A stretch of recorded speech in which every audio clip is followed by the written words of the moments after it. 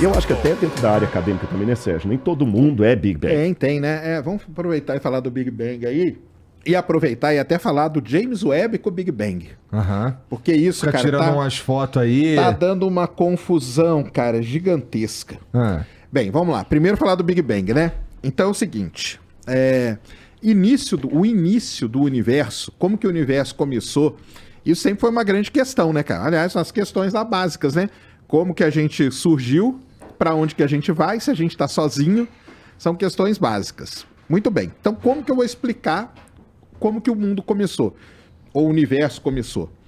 A gente não tinha explicação nenhuma, cara. Até vinha o Einstein com as equações dele. O Einstein criou lá a relatividade geral, as equações e tal, que ficaram ali guardadas durante um bom tempo, porque ninguém conseguia resolver aquilo. É um negócio muito complicado.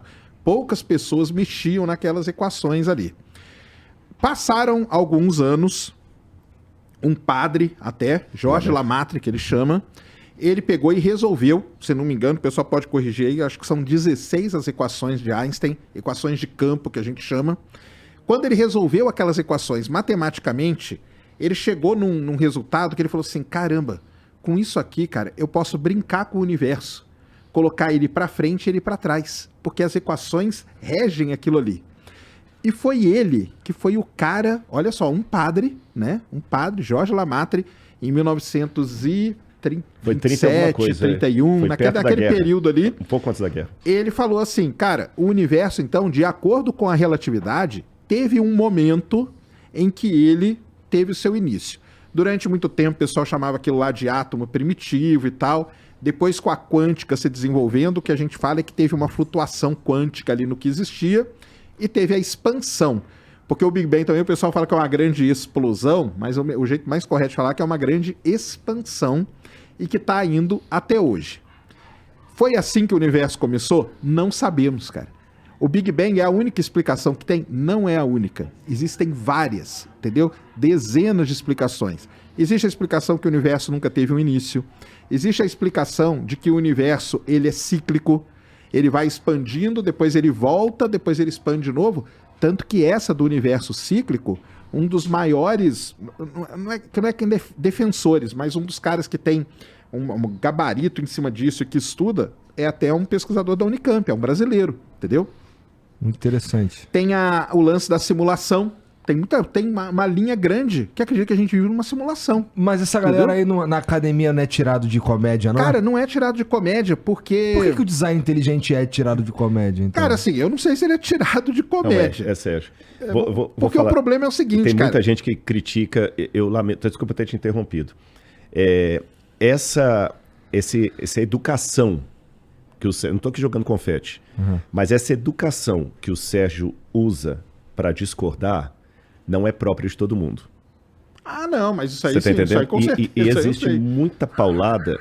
Dou um exemplo claro. Eu sei com as minhas, eu sei com as minhas próprias coisas, cara. Eu tomo paulada todo dia. Exatamente. Assim, mas na academia Sérgio existe uma certa... Na academia, eu tomo paulada na academia todo dia. Na academia, Por exemplo, se eu disser assim, eu não acredito no Big Bang. Tu é burro. Por qualquer razão? Não. Se eu falar isso, beleza, porque como ele falou, há outros modelos. Mas se eu falar, eu não creio no Big Bang, como o Marcos falou, e você é design inteligente, eu não sei como é que é o nome que daria, né? O criacionista, aí a galera vem assim, é um idiota, é um estúpido, esse cara não sabe nada de ciência, porque ele está negando o que a ciência falou. Aí, quer dizer, o Big Bang deixa de ser, para atacar um criacionista, um crente, um religioso, o Big Bang deixa de ser um modelo dentre outros, para ser a única e exclusiva voz científica que só um imbecil discorda daquilo. E passa-se uma ideia, que para mim esse argumento do espantalho, que eu estou negando aquilo ou por má fé ou porque eu não entendi. Aí, peraí, mas tem outros modelos além desses. Então, desculpa ter te interrompido, mas só esse ponto aqui. Quando você discorda de um dos modelos e você é religioso, é como se você discordasse de toda a religião, de toda a ciência. Entendi. Mas é porque existem esses outros modelos todos, cara. Todos. O pessoal da simulação, você fala, eles são. Cara, não são. Por exemplo, existe hoje uma linha grande de pesquisadores que diz que o universo está dentro de um buraco negro. A gente vive dentro de um buraco negro, entendeu? E sabe o que é legal? Porque são modelos. E modelo, cara, ele é um negócio, eu brinco, falo isso quase todo dia, até no meu canal. Modelo é um cobertor curto. Você puxa para cobrir a cabeça, descobre o pé. Se você cobrir o pé, descobre a cabeça.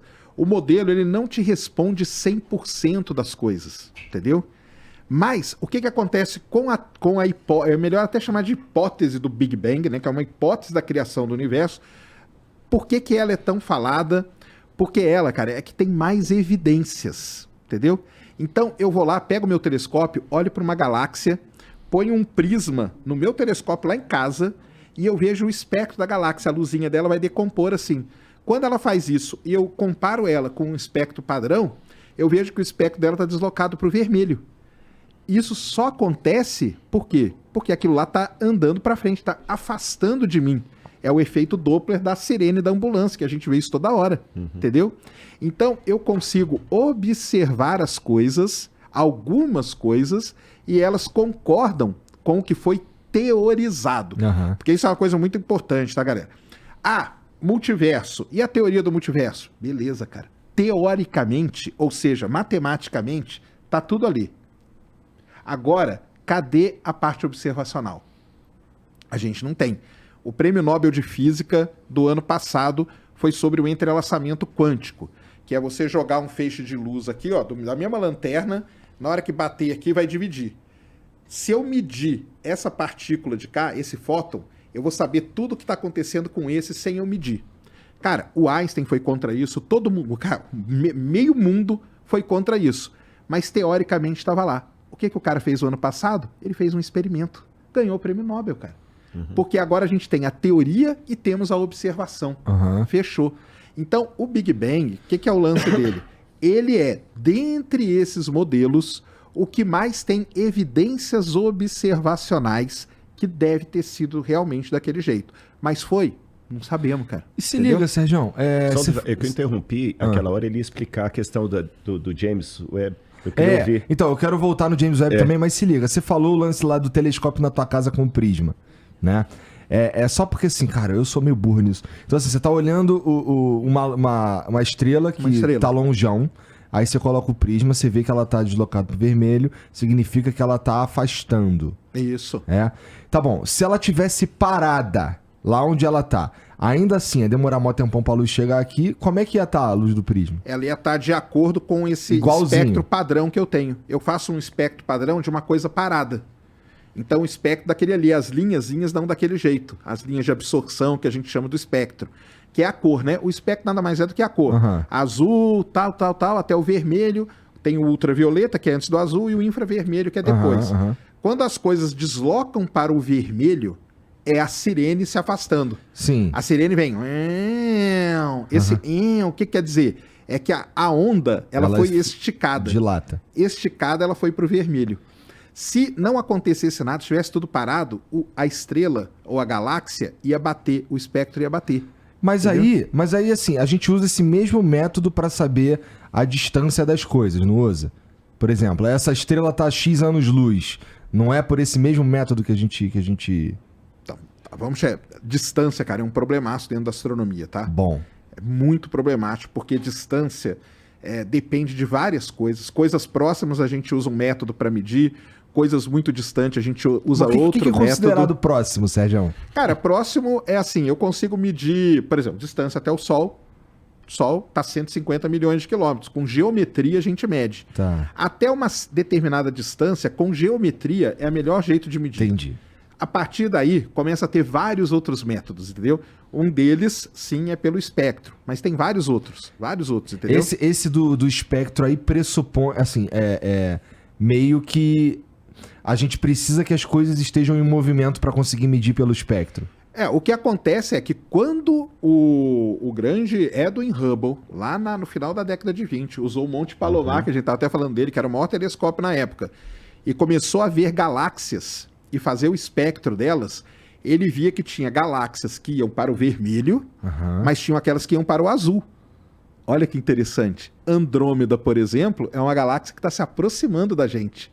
E aí o espectro dela vai para o azul. Então, primeiro ele mostrou que tudo no universo está se movimentando. algumas coisas até uma determinada escala de distância se aproximam da gente, quer dizer o quê? Traduzindo para física, que a gravidade está mandando naquilo ali, porque a gravidade é uma força de atração, só que a partir de um determinado ponto, a gravidade não manda mais, que é quando as coisas estão se afastando. Como que eu olho uma galáxia que está muito, muito longe e ela está se afastando de mim? Ué, era para estar se aproximando, porque tem a gravidade, não vai estar aproximando as coisas? Mas não, ela está se afastando. E aí ele começou a medir galáxias cada vez mais distantes e ele chegou a uma conclusão muito legal, cara. Quanto mais distante a galáxia tá, maior é o afastamento dela para o vermelho. Mais rápido ela está se afastando da gente. E ele criou uma lei, que a gente chama Lei de Hubble, que até hoje ela é usada. Lei de Hubble. Calcula a distância através da Lei de Hubble. É um jeito de calcular. Entendi. Entendeu? Entendi. Então, é isso aí que a gente faz com essas galáxias. E, cara, você pode fazer na sua casa, entendeu? De verdade.